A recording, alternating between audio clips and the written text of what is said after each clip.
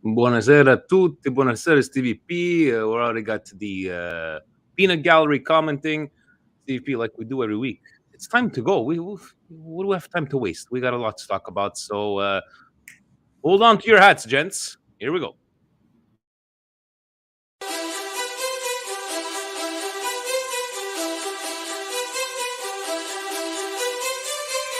You are listening to the Milan Weekly Podcast, the English voice of Radio Rossonera and Milan fans all over the world.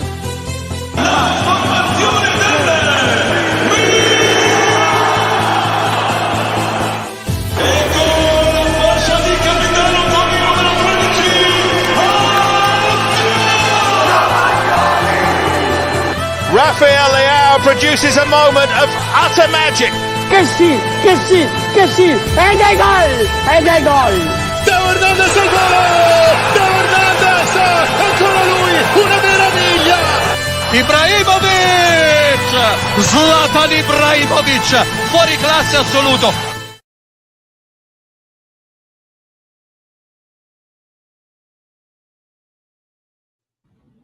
Cari amici sportivi, welcome yet to another edition of the Milan Weekly Podcast here, where we talk everything Milan from hey, Titan first Milan after that performance and another hiccup on the road in the Champions League in Milan, but we're not professionals. Nor do we pretend to be. Stevie P, Vinny T, always here faithfully every single Monday night. This is episode 214, Stevie P. It's been a long ride, and we always have things to talk about. And first off, how are you, sir? I am very good. I'm wearing my Milan Club World. It's a fresh T-shirt. Fresh? Yeah, everybody Beautiful. take a look at the dates. They'll be very familiar to you. And And that pick it is up at Milan Club World. they're always adding some fantastic T-shirts on there, and good quality stuff too, Steve. And I think the most we've waited was maybe 2 weeks for shipping. Shipping's great. So Milan Club World, check them out, guys. And let's start off a bit of housekeeping stuff. CVP, centinaio di presenze for Mr. Pioli, 100 presents for Pioli. I don't think anybody at the beginning when we hired him would have thought he would have coached 100 games for Milan, especially for his past that he always does great, and then all of a sudden he takes a dip and they fire him. But a great accomplishment for Padre Pioli, right? Yeah, humongous accomplishment for Padre Pioli, an accomplishment for Milan just because they decided to take the risk with him. I personally cannot say otherwise than I did not think he would make 100 presenze for Milan. I thought it was a stopgap to something else, but he's proven us wrong, and others have proven us wrong as well. Bakayoko is one of them. He did the same thing to us the last time, but that's why we do what we do, because we like to make sure that we're giving our opinion, and whether we're right or wrong, we continue.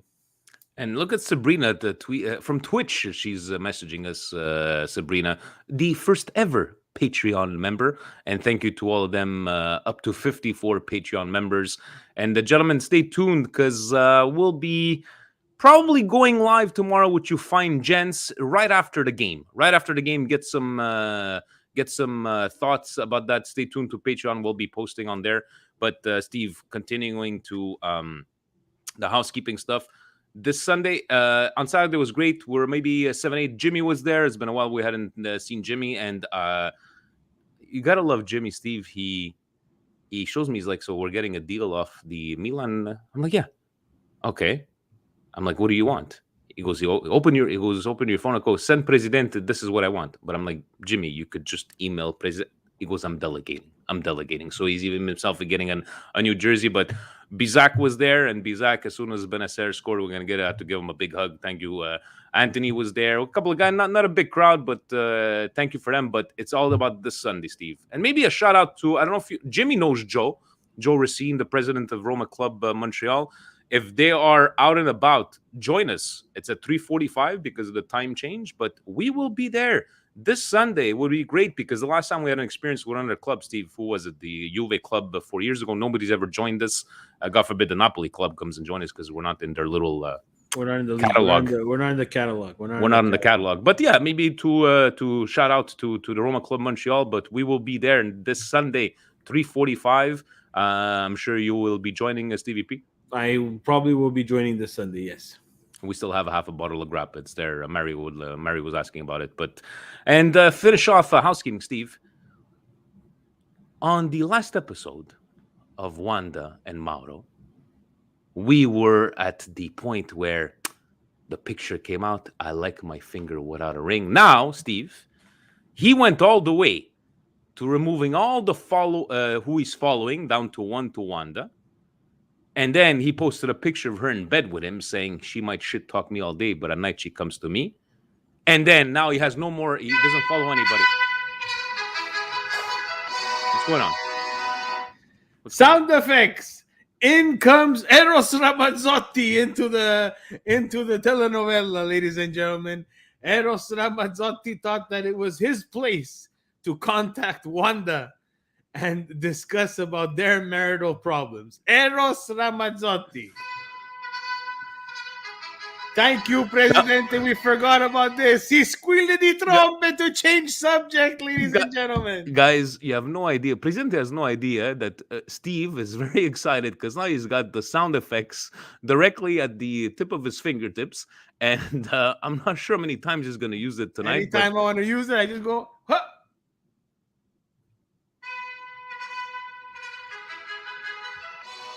E abbiamo un gol qui al Torino. You guys, if you don't watch back Serie A, just del goal where they would just cut off your whole game.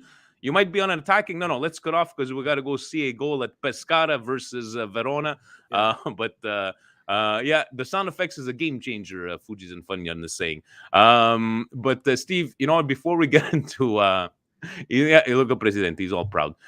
Before we get into Saturday's game, let's touch quickly base on the game that was on Tuesday. And I wanted to ask you, looking at these stats, looking at the way we played this game, do you find a lot of us, I know some people concentrate on, well, there was a foul on Benacer and it shouldn't be scored a goal. Do you think that just the performance that we did, we didn't deserve to win? There was no. I even wrote down, Steve. I was trying to write down some notes, and the things I said, I wrote down the Giroud header in the 42nd minute that was missed. Then he tried a bicycle kick 2 minutes later. Balotouré's big mistake in the 15th minute. Then Ibra's blunder in the 60th. I had nothing positive to write about this one here, and then I tried to tell myself, well, if we needed this bad game because of these injuries and all this run, do I prefer to be in the Champions League than in Serie A? I was trying to be like glass half full. I know technically, it's still possible, but your thoughts on this game?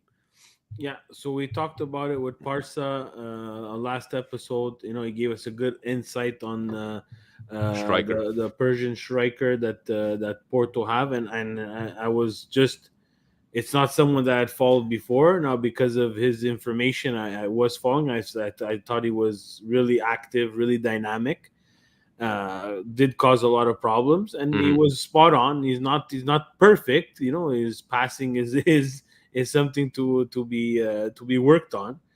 But guys, we spoke about the victory that Milan had against Verona, and we said, if they continue to perform like this, we will run into teams that will take points away from us. And that's exactly what happened. We ran into Porto. We unfortunately did not have a good game. It was a terrible game to watch. It was a boring game. I'll be very honest with you. Yeah. I caught myself flipping. No joke. I caught myself flipping to other games because I kind of just knew where this was going. I was hoping that Milan would be able to hold off for that draw that we spoke about. I knew that 2 wins was going to be difficult. Not impossible, but difficult. But again, like you said, I had the same. It's very hard for me to be positive about this game against Porto, especially after their performances against Liverpool and Atletico Madrid. This was a very big letdown for Milan in Champions League. I was a bit worried after this Porto game. I'll be honest with you. Did you put a lot of weight to the? It definitely looked like a foul on Benacer, or do you just leave it to foul or not? We did not deserve. Look at that, one shot on target compared to, okay, they have two, but 20 shots towards the goal. Is it just forget it? We just didn't deserve to. Would you have seen us? If we tied, Steve, it would have been like we got a lucky one out. Yeah, we got lucky and we would have ran away with that 1 point, and we see what we could do against Porto at home.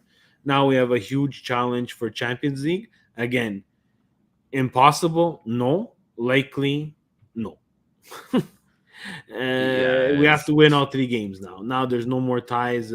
Everybody's comparing us. Yeah, Atalanta qualify with 3 points, but it depends what the other teams do in the group as well, right? So I'm not the foul on Benacer.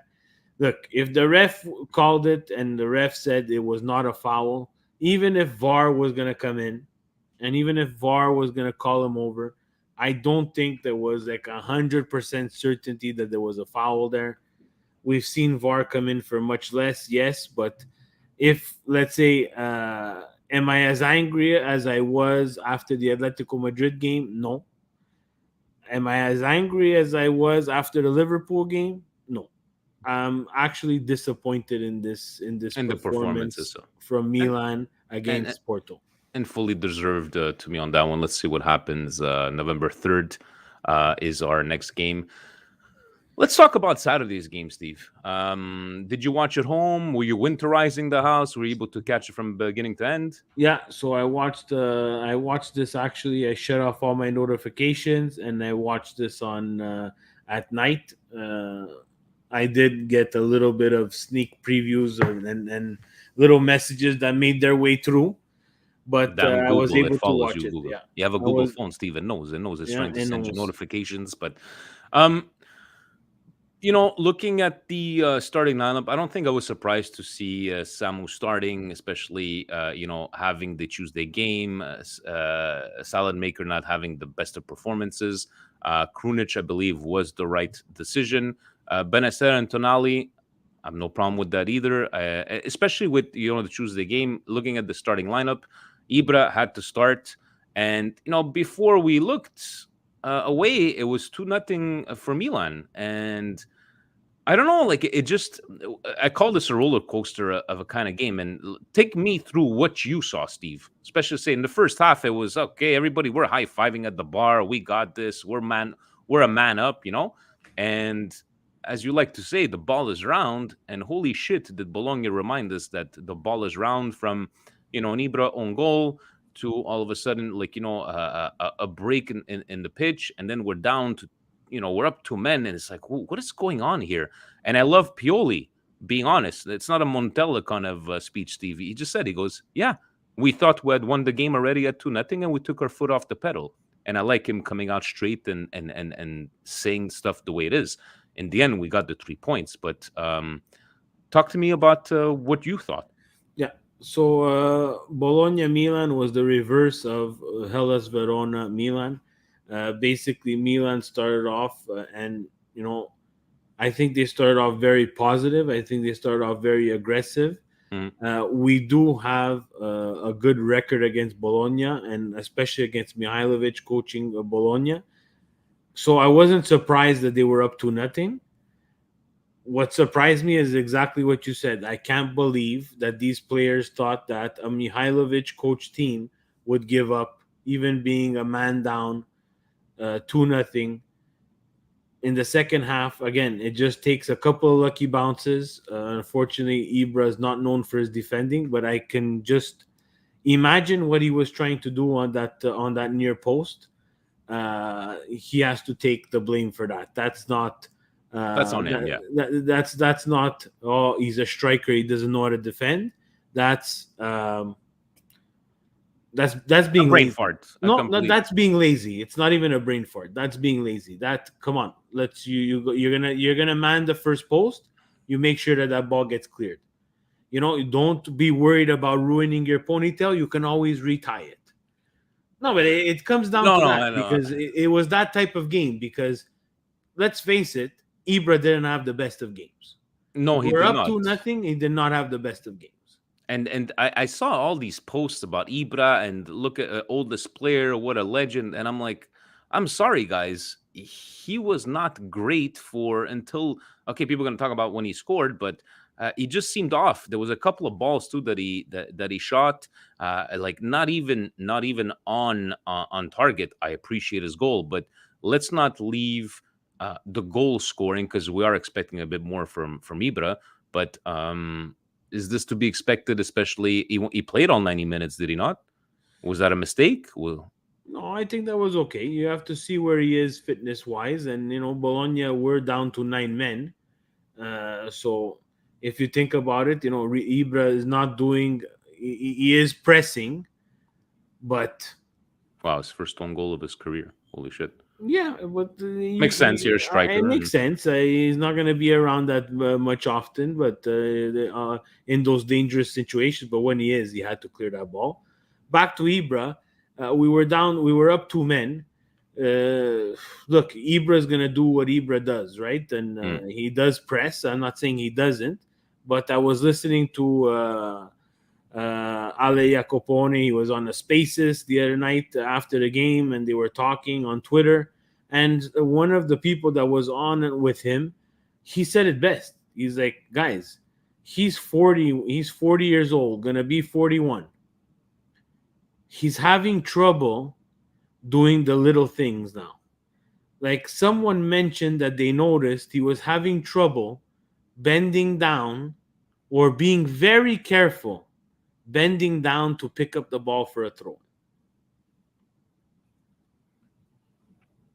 Some things These are most of us might alarms. not notice, but Yeah, these are alarms that sound off. And you know what? I see that too. I see him very. I appreciate the elasticity of his body and his the taekwondo. I think he has to tone that down a bit, and I think he has to also be mindful that yes, he is 41, and he's got to be smarter and involve the other players a bit more. It touches bases with because Facebook Frank, because he has no Twitter, he sends me the hashtag on Facebook, right? So Facebook Frank goes, due to Zlatan showing that his form has dipped a bit so far this season, do you think that Milan should strike an agreement for Belotti in January to arrive on free next summer, sign Luca but leave him on loan at Pisa for the remainder of the season and possibly next season, while also bringing back Colombo in January? From all his questioning is that from what you said, and I know it's one game. People might have read in too much into what they saw, but if he continues having a couple of games like this, there's got to be two things, Steve. Or Ibra, you're going to be a super sub, or do you go with this Belotti kind? And I saw today they were talking about Belotti in a deal, Pobega or something. Do you think a move in January for a striker? Forget just Belotti. Does it need to be? Is it needed? Last year, this is one of the reasons last year that cost us the Scudetto. We had no adequate replacement for Ibrahimovic. We tried the Mandzukic route, and that didn't work. Now this year we have Giroud, who is an upgrade on Mandzukic. I still think we're very thin up there, up on top. I appreciate Ibra and what he's doing. He has to understand that, and it's going to be tough for him because the persona doesn't allow it. But he has to understand that if it continues like this, and again, he's coming back from an injury, so I want to give him some time. But he's usually very good against Bologna. But he did not look good. He did not look good, and it was a bit worrisome moving forward. And again, the big question is how will Maldini and Pioli convince him to take that super sub role? Because the character and the persona will not allow that. I find that he's been a lot more, and humble is a big word for Ibra. I don't find him being the arrogant Ibra that we've come to know all these years this year, who knows? But we shall, like you said, it's one game back. We won. We don't want to hide the fact that the win, is hiding the fact. Okay, yeah, he scored a goal, but we got to look at his performance overall. Speaking of performances, Steve, Balotelli, this was his best game for Milan since he started. Yeah. So he A went great, from yeah. flop to top. I think he had a really good game at left. I was a bit concerned again that Pioli gave him the confidence to start again. I really thought he was going to play Calabria on the left and Kolulu. Mhm. He did not. And again, this is why we don't do this professionally. He sees something in Balotelli, and against Bologna, he was actually very good. He was probably the best player on the pitch for me. So going with that, if we're gonna do this for Milan posts, is he your top of the game? I think Balotelli is my top of the game. I think he was very good. Uh, I for me, I'm gonna have to go with Benacer again. Forget just the goal. It's a couple of games, Steve, that it's the Benacer that we've come to love to watch play before his injury last year. Remember when he came back from injury and he was not 100%? It's a couple of games now, and I just love watching him play. And when you're playing that good, those kind of al volo, quelle tira al volo, they go into that corner, and I just want to tip my hat off because I'm loving seeing this kind of Benacer. But yeah, Balotelli, because definitely a close second because it's best game in Milan jersey so far. Yep. How about flops? It was a lot. I didn't think Ibra was good. I didn't think Liao was good either. It's very hard. It's very hard because it was just one of those weird games to pick just one. Mhm. I'd have to go with Ibra. I think Ibra was my flop of the game. I was really disappointed. I thought not that I thought he would give more. I thought he would use his leadership to guide them through being up being up 2-0 and a man up and just ease through this victory. Just destroy the game. We Yeah. needed an easy victory just because we've played so many games so close together, Hellas Verona, then Porto, now this, and now Tuesday we play again. Did we really need all this drama? And I'm not saying it's his fault. I'm just saying I'm giving him the flop because of all the players on the field, minus Kajar. He has the most experience, and he has the most experience at Milan. There had to be a way for them to manage this game a little bit better, where it wouldn't have caused, a skyrocket in heart medication across Milan nation, right? Because it was not an easy game to watch. I thought about a couple of them, would it be Tatarusano? I know David mentioned even Bakayoko because as soon as it came in, that's, when everything went down. But I'm going to have to agree with you, Steve, because for me, a flop is that was I expecting Bakayoko to, stand on his head? Was I expecting Tatarusano to be the messiah of goalies? Ibra, the body language that he showed during the game, the missed passes, being off. Yes, the goal was fantastic, but I think if I got to go by expectations, I'm going to have to agree with you on the flop on Ibrahimovic. Hopefully he's not watching, Steve. Yeah, but it's not that. It's even the goal itself, right? Yeah.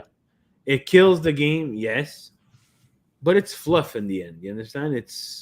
It doesn't hide the problem that we have. We have some serious problems, and people are gonna say, "Steve, you're crazy. You're mental." 27 points out of 25 points out of 27.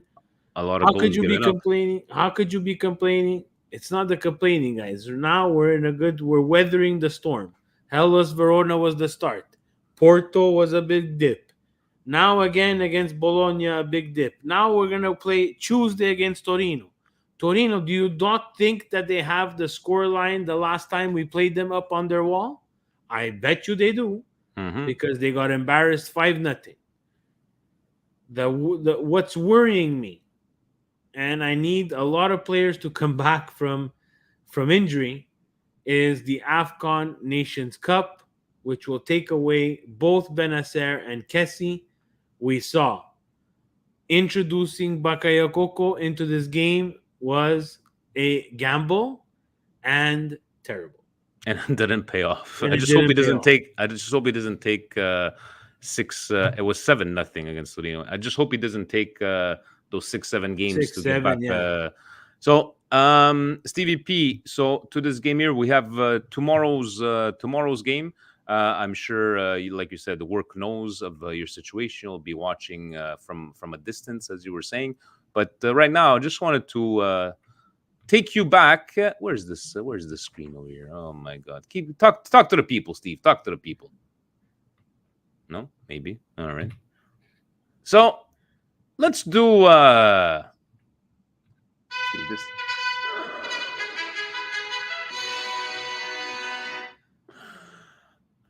What a week it was for Serie A, Steve. Started off on Saturday with us. Then on Sunday, you have a Mezzogiorno. You have the Napoli-Roma. At 2:45, you have Inter-Juventus. And I think this is... Could there have been a better outcome? Maybe Napoli losing, to say, but entertaining games. VAR had to make an appearance, obviously, right? But let's take it to the 12 o'clock game before, Steve. Roma-Napoli. I watched maybe 80% of it, and I can't... What did he get? Why did he get red carded, Mourinho? Because I was watching on my phone. I was like, but what did he just get red carded for? It's Mourinho. I'm honestly, after this weekend, I'm in complete... I don't know. I have no other words. Because, first of all, Roma and Napoli get my indigestion of the week. Okay. Because it was a terrible game. It was fucking boring. It was boring. It was two teams that were scared to lose. And, everybody on Twitter, you have the Rafa and oh, Napoli, what a good result. Good result. It's the first team that you actually played that has something, and you're scared to lose. And then we have the Roma fans, everybody was going to think that this game was going to finish like 7-4. They were both scared to play each other. And it was a shame. It was a shame because it's Derby del Sole. It's a Saturday. It's prime time. These are the games that, unfortunately, you gotta get up for, and you gotta make them entertaining. And Roma and Napoli did a disservice to themselves and to Serie A with a terrible, boring game where the action happened with both coaches getting red carded. Mourinho yellow was for gesturing a dive, but I thought he had a red. Dominic mentioning in the comments, but I saw a red to Mourinho. He was trying to take the entertainment, but in the end, good for us. It's like now we're equal on points. They have the exact same record as us, 8 wins and 1 tie. Do you want to talk about Inter Juve now? Or do I keep this for the end with your musical? I was not able to watch Verona Lazio.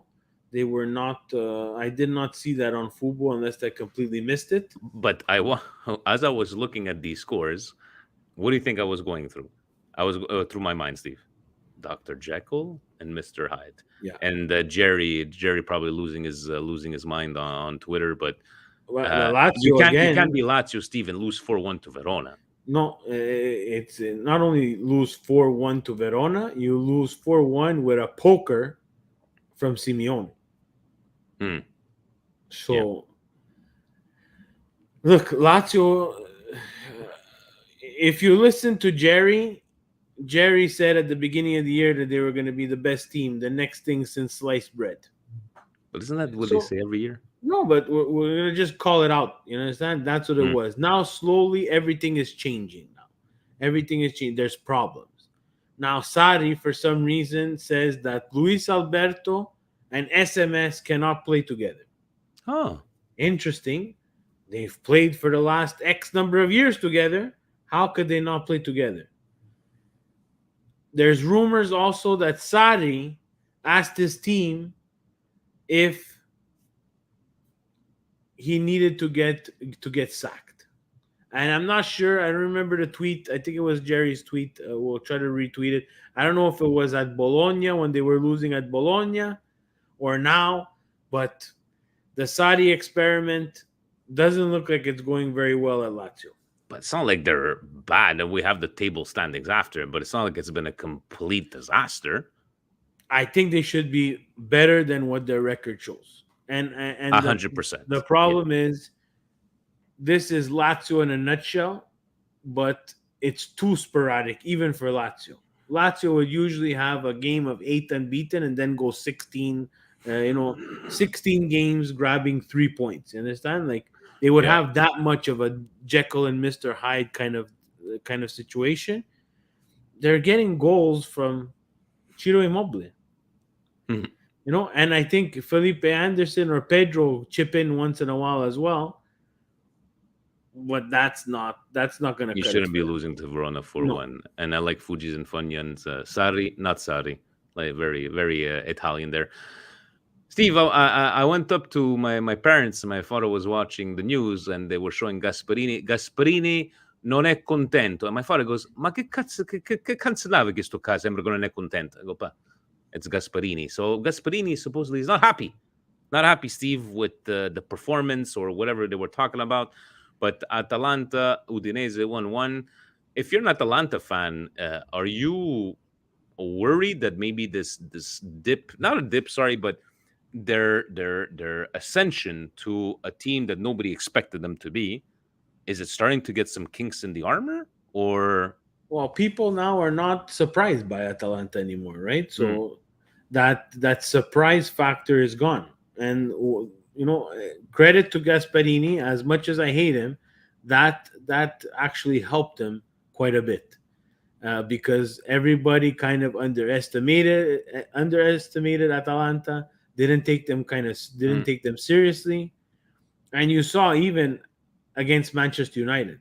Manchester United has some serious problems, and they were losing 2-0 against. Did they fire him or not? We don't know yet. That's but supposedly Conte is already open for discussions. Yeah, of course, Conte. That's the perfect club for his ego. But losing in the Champions League to Manchester United when you're winning 2-0, that's a hard pill to swallow. And then the 6:30 game in Serie A, you drop points to Udinese. I agree with him. I wouldn't be happy either. But I think that he's losing the locker room. I'm convinced that Gasperini is losing the locker room. The whole thing with Papu and then Ilicic and then fixing it with Ilicic, losing Golin, losing Romero. Those are big pieces to lose, and you want to stopgap it with Demiral and some of the traditional fancy Atalanta signings that right now they're not gelling. That's what I see from Atalanta. They're really they really have to figure things out. And again, is Gasperini's magic over? I think it's over, guys. I think the Gasperini magic is over. So if you'll let me, Steve, until we get to our next segment, because I want to have some fun too. Adesso abbiamo il gol è al Milano Inter Juventus. Andiamo diretto qui con il rigore per la Juve. È andato il VAR adesso e aspettiamo qui verificazione. Steve, you can't write it better, these kind of things. And you know what? I'll be honest with you. Yes, if you look back at it, it is a penalty. But you know how the referee says play on, but then it just seems like the VAR seems to make its way into the games whenever it feels like it. It's like, I think you missed something over there. But what are your feelings on here? Juventus, again, not impressive. Did you see Çalhanoğlu, the way he was celebrating that? Not that he scored or anything, but the entertainment was there, but not a very exciting game. First of all, someone needs to tell Hakan Çalhanoğlu that when you're about to take a shot on net, it's obvious that you need to hit the net. And someone needs to tell Hakan Çalhanoğlu there are cameras everywhere. So you're not going to get away with your fake... from the angle that we're watching, it looks like a blistering shot off the crossbar. I was like, wow, That's pretty cool. That was a pretty nice shot. I'm going to give him some credit. Until I see the replay, and I think Nima tweeted something like that was going out for a throw-in. Not even a goal kick. That was going out for a throw-in for how off he was going to be. And the deflection gets, I think it was either off Kellini. I forget who was the deflection off, but hits the crossbar and Zeko cleans it up. Cool.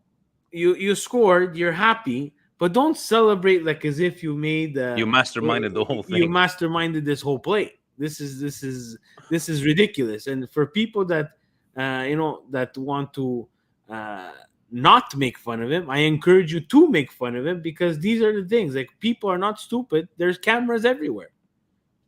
It's definitely that. And Steve, how about the paper that was passed around to Bonucci, notes, writing? You can't get better than this Serie A, Inter, Juventus.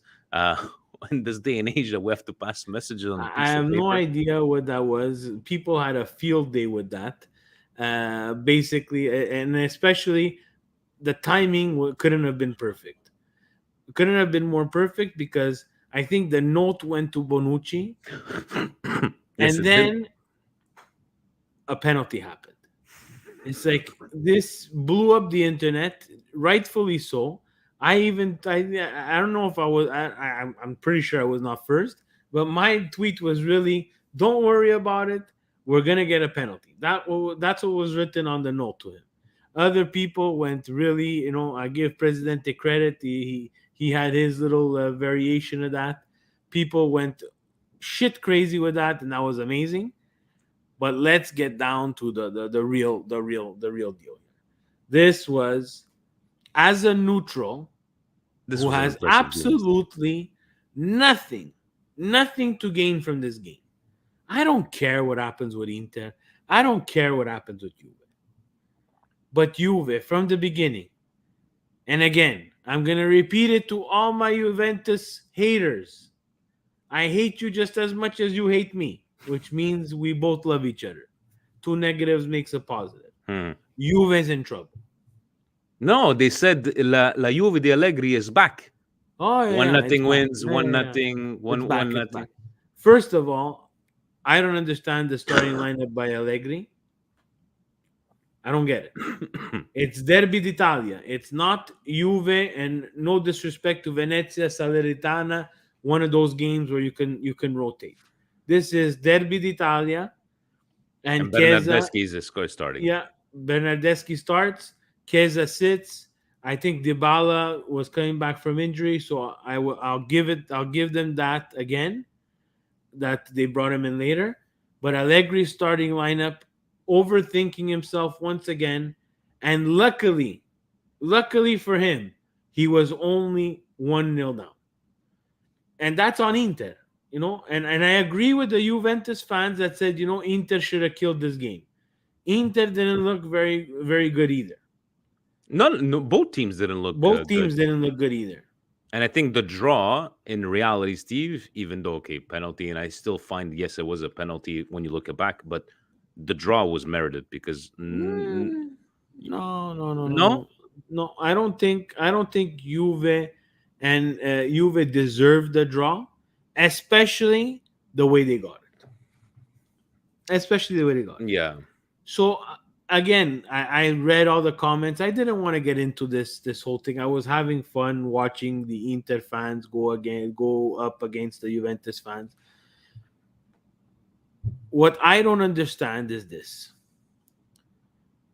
The call from the ref, whether he saw it or not, he said play on. So for him, there's nothing. There's no penalty. Okay. So once VAR calls him, and apparently I read something where, VAR is a video assistant referee. It's not La Mobiola. It's not instant replay that you can call whenever you want. So let's say VAR says, hey, ref, you have to come and take a look at this. Foul, which is what happened.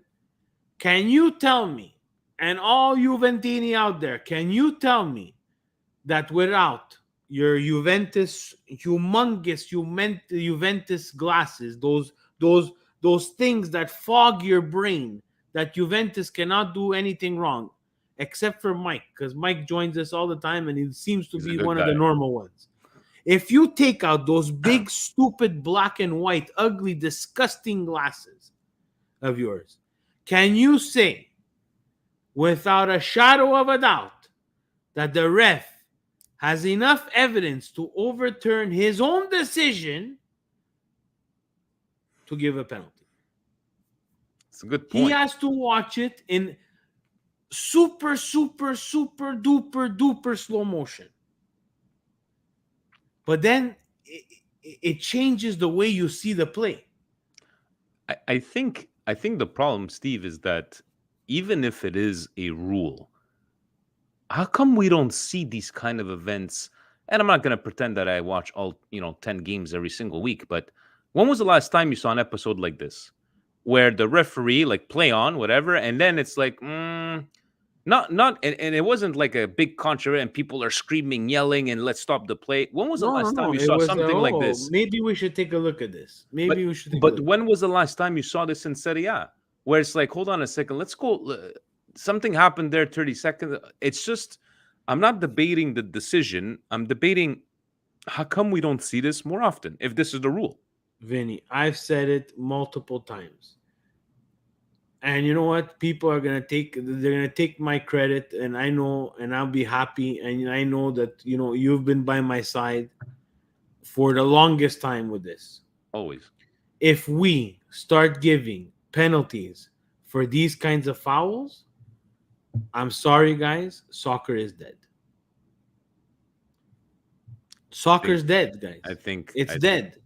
I think you're. If we have to see these episodes over and over again, it's just looking at the stuff happening. Let's take, for instance, what happened to Milan in the would it be the Champions League games? Why wasn't VAR? Why didn't VAR intervene in that situation? Where an example, or if it did interfere. It did intervene into the whole world, especially the first game, right? Or when they gave the penalty, the second game, the whole world saw that, no, it's not. So how can you overturn that? But this was overturned because it was beyond the shadow of a doubt. So I don't know. It's just, and then you have to hear the other one. Remember with the handball that it hit his leg with what hit? I think it was it Balotelli that they hit? No, it was Macias. And this angle wasn't available to the VAR. How's this angle not available to the VAR? So give us a handbook, Serie A. I don't know. I just and you know what? I made a decision yesterday. I don't even know if I could blame the ref. I don't even know if I can blame the ref, Vinny, because I don't think he even knows, and that's the scary part. Who was it? Calvarese yesterday. Yeah, and I don't blame him because someone called him over. Someone called him over, and he has to take a look at it after. But we need to do one full episode on VAR, and I need to understand, in a situation like that, is he looking at it at real speed? Is he looking at it at super slow motion? Is he looking at it at freeze frame? Because you cannot freeze. The action is the action. Yeah. There was no intent to injure. Who was it? Who got hit? I think it was it Alexandro who got hit? Yeah, it was Alexandro. Okay, Alexandro was nowhere near the ball. Had no attempt on goal. Dumfries. Dumfries. That's what I'm gonna call him. I get it. He's irresponsible and not defending properly, but those things happen. He's going for the ball. If we start giving penalties for this, guys, soccer as we know it, football in whatever country you're listening to, will be dead. And this is not the first time that I say it. We'll go back in the episodes and we'll pull out every single time that I said it. We're not dead. I'm saying we're gonna be constantly at war. We won't stop. Presidente, if you're on, can you get us an ex-referee, somebody in Italy, and no We special. have an ex-referee. Isn't Michael Lisi an ex-referee or a referee? Does he know about VAR? I don't know. I'm pretty sure. Anybody out there Maybe not. listening to us, Michael, if you do have the handbook or anything, and I'm always going to go back to this comment that I love to make, the first ever league that adopted VAR was the most controversial league with refereeing decisions before VAR, and it's still the most controversial league with after VAR. I just love it. But yes, anybody that's out there, let's have a special. Let's have a special, and let's ask questions about VAR. Stevie P, on the other results, I don't know if you want to go take a quick look at all of this. Fiorentina, I think not the surprise, but finally with a convincing win on this one. I don't know if you were able to watch. I watched Fiorentina Cagliari. Jamie, I think no, it was Serie A that had the VAR, the first league. He's saying Bundesliga, but I don't know why I'm convinced. I always remember that Serie A was the first league to adopt. Serie A was the first league, Jamie. Sorry, you were saying that did you watch Fiorentina? Fiorentina Cagliari, yeah. Fiorentina Cagliari. Any comments on these games that we saw? I don't know if you want to talk about Salernitana and Empoli or Sampdoria Spezia, but Salernitana and Empoli. I want to give a shout out to Salernitana's goaler, who almost went crazy on, if I'm not mistaken, it's Esposito, the loanee from Inter, because at 3-2, he's doing Nukukiayo on as a penalty shot, and I think he went mental. I think he chased him, and someone had to stop him. So that was pretty cool. But lots of goal again, because remember, Steve, Serie A is boring.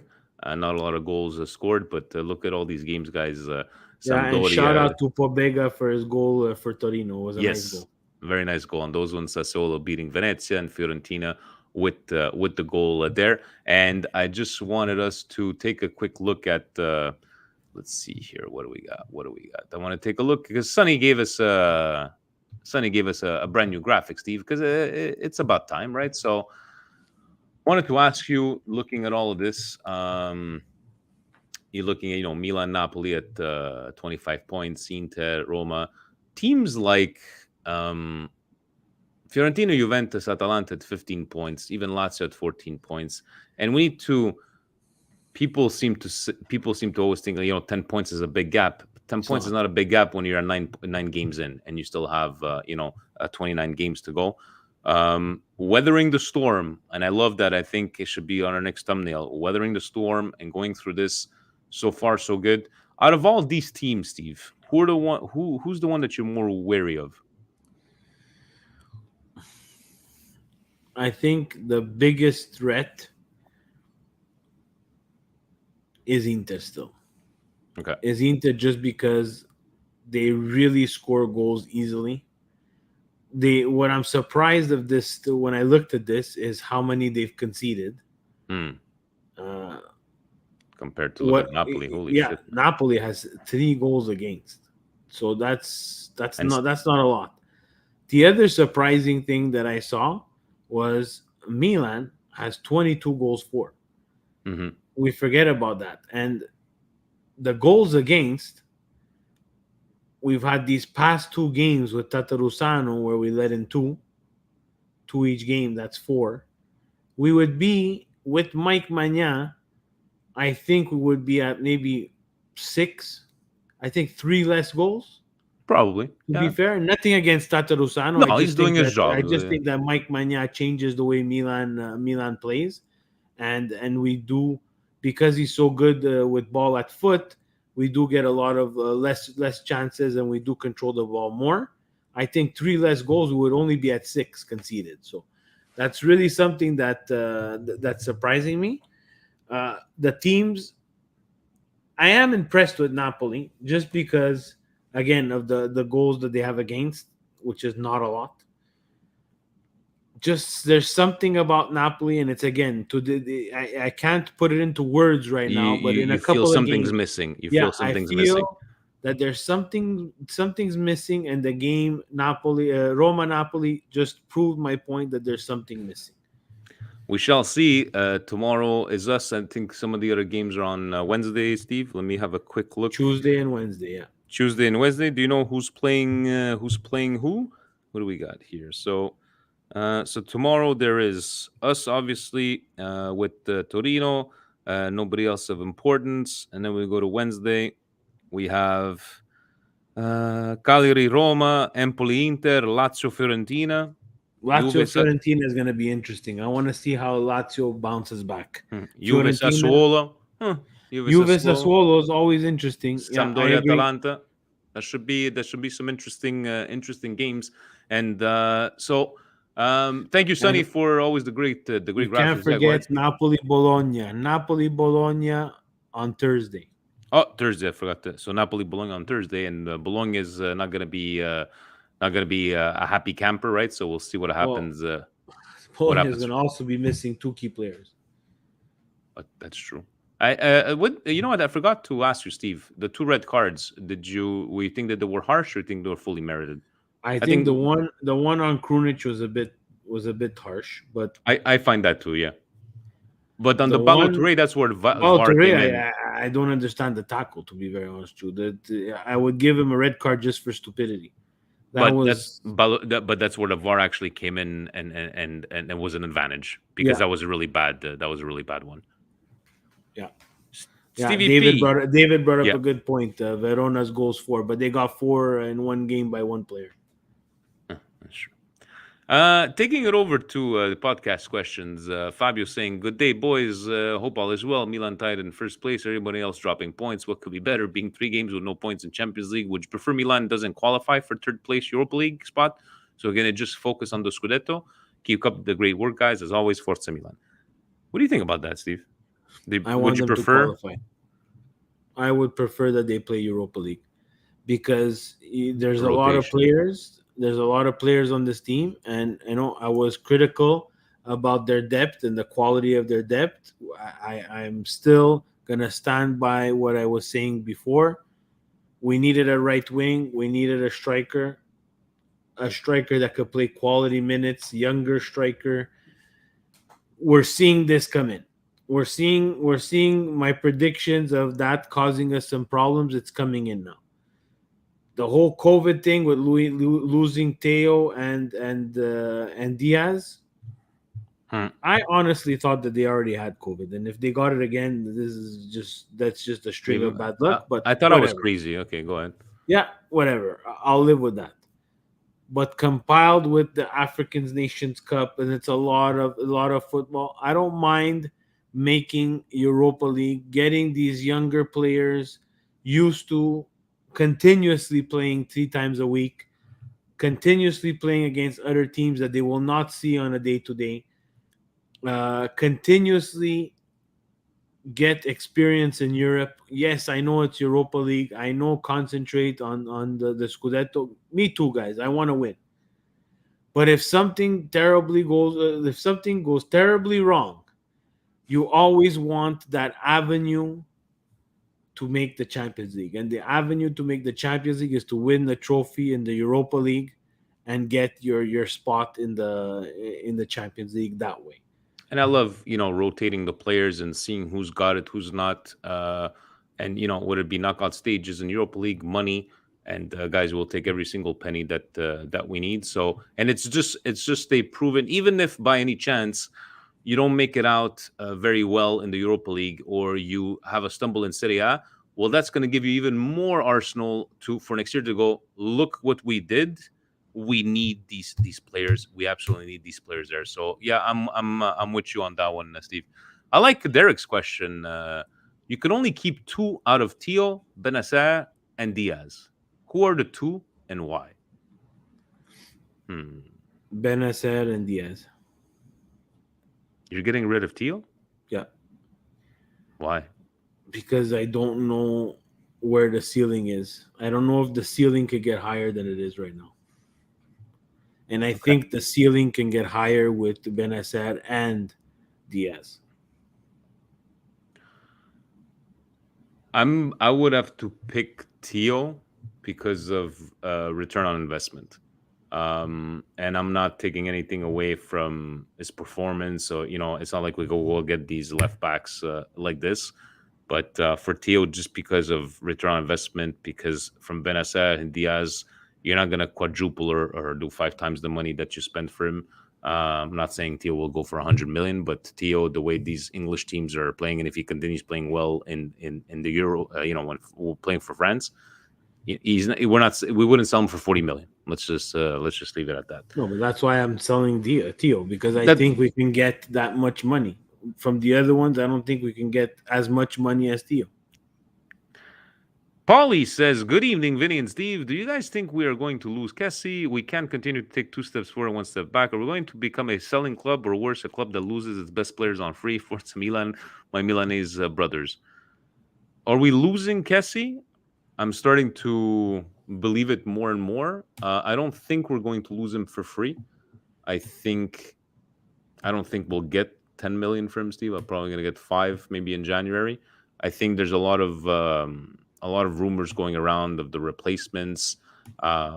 We haven't heard a lot of negotiations going around. Then again, things can just change, right? But if we do lose him, if you believe we lose him, do we lose him in January, or we're going to lose him for free at the end of the year? I don't know who's going to buy him in January. They're going to buy him in January for what? To lose him in February for the African Nations Cup? Or is he even gone January? I think it's January, actually. So I believe you're buying him at this point for what?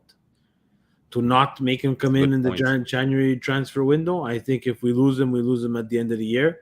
It's another Donnarumma situation. I think this should have been dealt with a long time ago. I think we could have got him at cheap. Whether you like it or not, this is on management. And I'm not saying that it's all on management. There's a portion to blame. So people that are going to be fast to jump on, Kessie doesn't want to resign, they should have locked this guy up a long time ago. And they didn't. And now he had a great season last year, and now he wants to get paid. So this is part of the business. We're going to go through it again. I'm going to get screamed at again, but this is a business. And you cannot hate what he did for Milan, because he stayed during the darkest of dark times. Just like you can't hate what Donnarumma did for Milan, because if it wasn't with Donnarumma, we wouldn't have all those wins during that time. Gio says, hope all is well. Vinny, Steve, keep up the great work. I'm glad we collected the points, but is this something we can continue to see because we have a young team? PS, that armband suits Calabria. So he's saying, I'm glad we collected the points, but is this something we can continue to see because we have a young team? No, it can't be an excuse. Weathering the storm, right, Steve? Yeah, this is weathering the storm, but it cannot be the excuse. We cannot pull out we're young. No, we chose to be young. They chose. That's part of their project, to be young and have and sprinkle in some veterans. Giroud, Ibrahimovic. But, last year we were young. This year we're a year older, whether we like it or not. So I don't want to hear that, we're a young team. Look at it, we have to learn. No. We learned last year. Last year you learned that it sucks to lose a Scudetto. It sucks to lose a Scudetto, and it sucks to finish second. That's what I learned last year.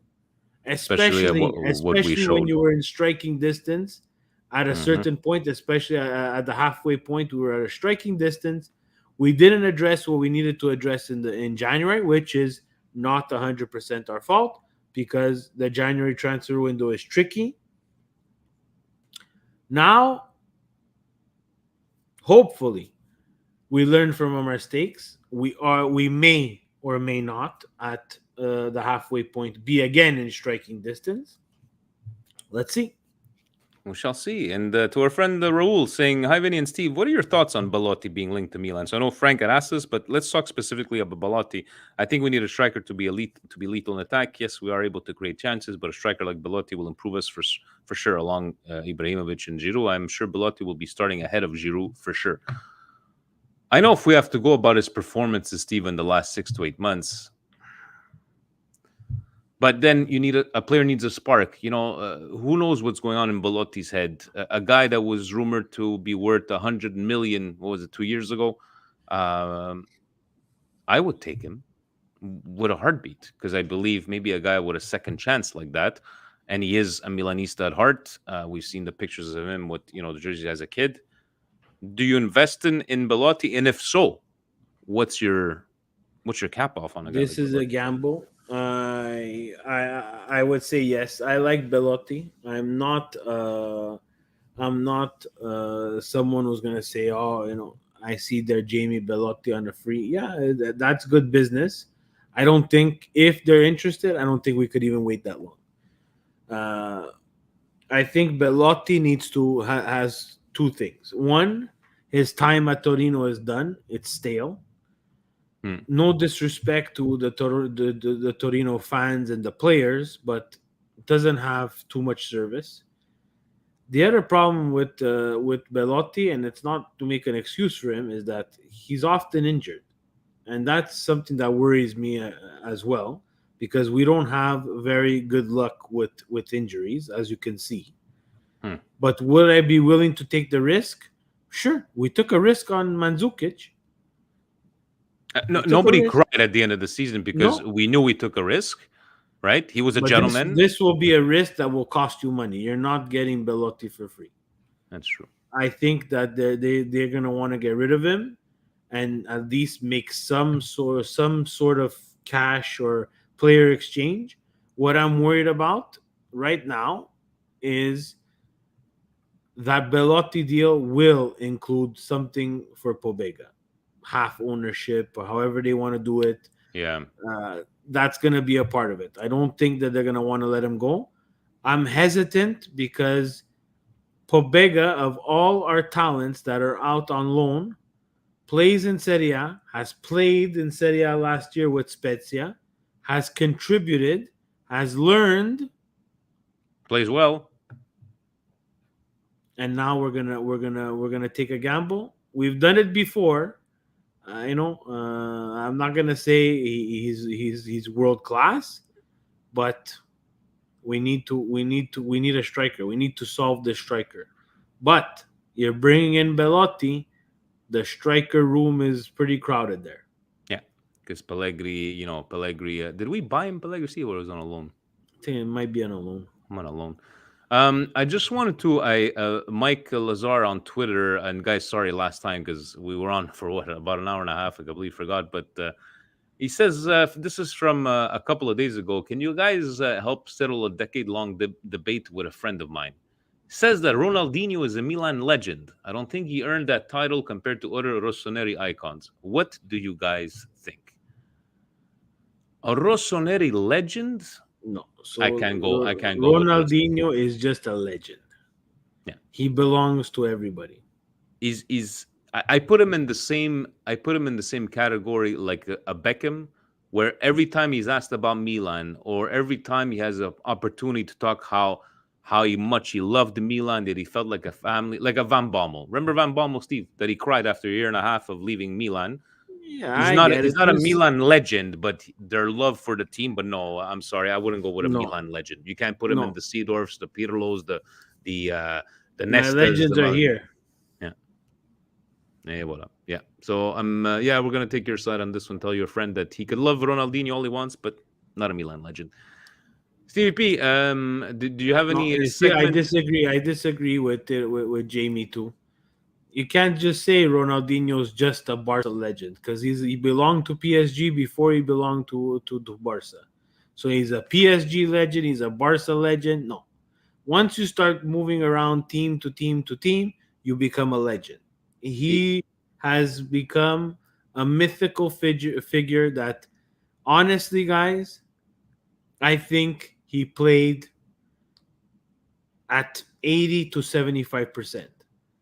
And I'm saying because 80, 75%, that's how good he was. It's like if you want to talk about the real Ronaldo.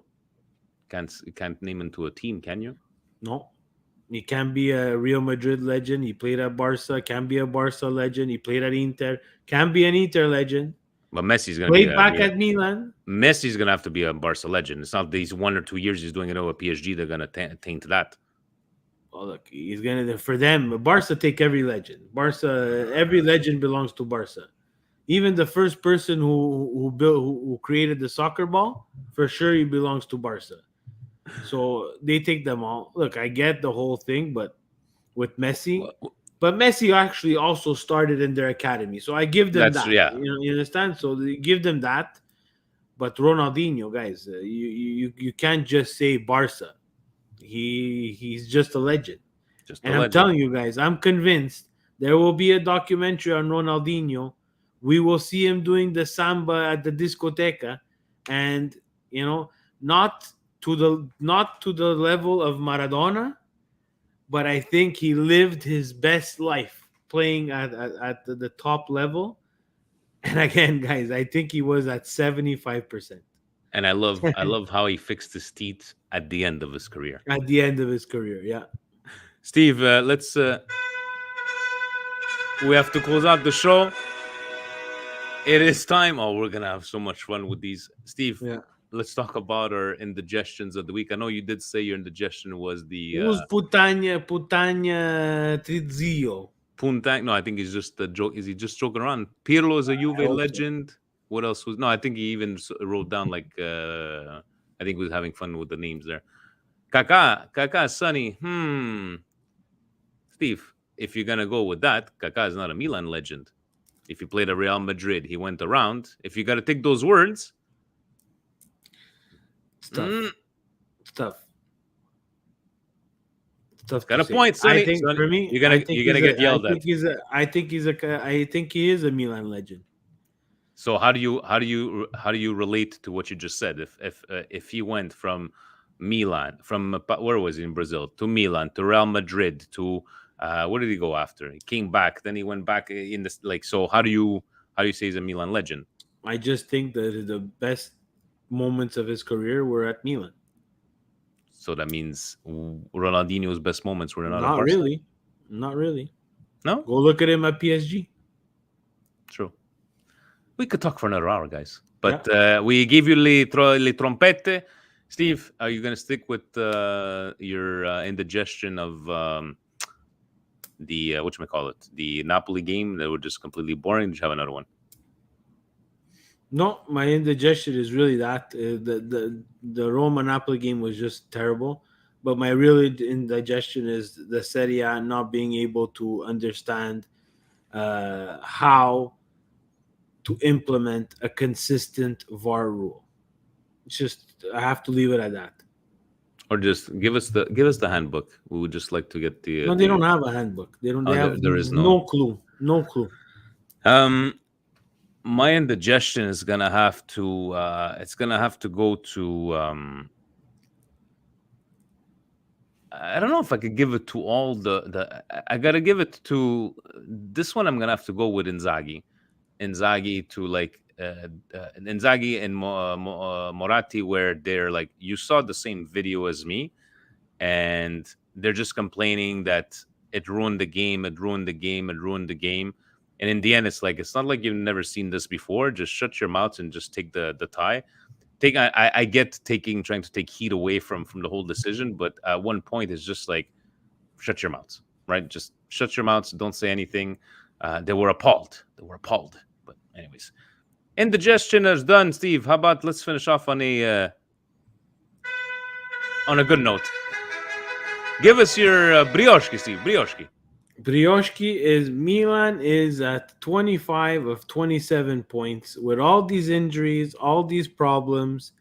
People keep on doubting us. People keep on saying, they were all waiting on Saturday, Steve. Oh my God! Yeah. On Saturday they were waiting. They had all tweets prepared. Milan tie 9-man Bologna, and then all of a sudden you had to erase all your computer Word documents and your tweets and your texts to write down. Oh, Milan got lucky. It's always Milan got lucky. That's the beauty part of it, is that yes, there is a factor of luck, guys. I don't know if you've checked. There is a factor of luck in winning any championship. Period. guys. Just period. There is a factor of luck.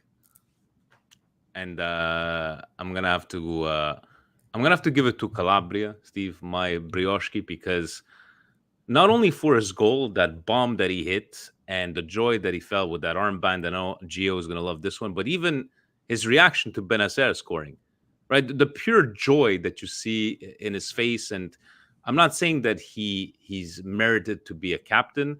It's just at his young age, it's just what he showed. The body language, that he shows. It's just that he cares, and I'm gonna have to give it to him because it was really great to see him, especially after that goal. What che bomba!